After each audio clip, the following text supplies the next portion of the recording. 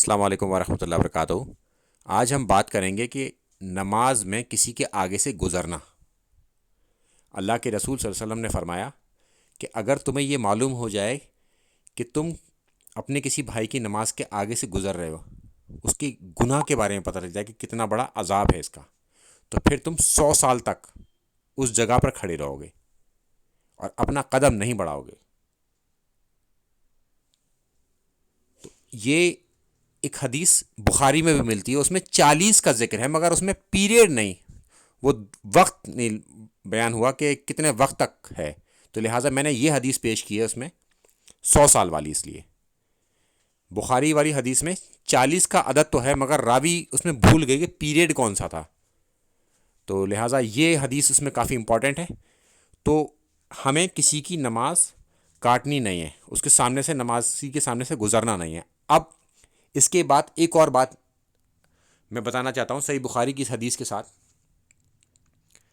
کہ اگر کوئی شخص سترہ بنا لے اپنے آگے، سترے کا میں نام بتا دے رہا ہوں آپ کو، کہ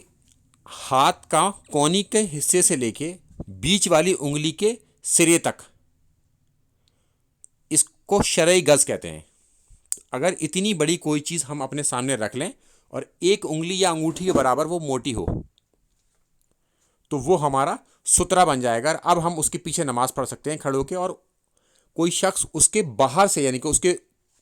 آگے سے گزر سکتا ہے، سترے اور نمازی کے بیچ میں سے نہیں گزرے گا۔ اگر کوئی گزرے تو اسے آپ اپنے ہاتھ سے روک دیجئے، اس کے باوجود نہ مانے تو پھر اس سے آپ جھگڑیے،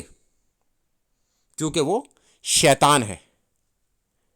یہ واضح طور پر موجود ہے یہ حدیث میں جو آپ کے سامنے ڈسپلے ہو رہی ہے۔ تو اس سے یہ ایک رزلٹ نکلتا ہے کہ سترے ہم بنا کے نماز پڑھیں، سترے کا سائز اور اس کی موٹائی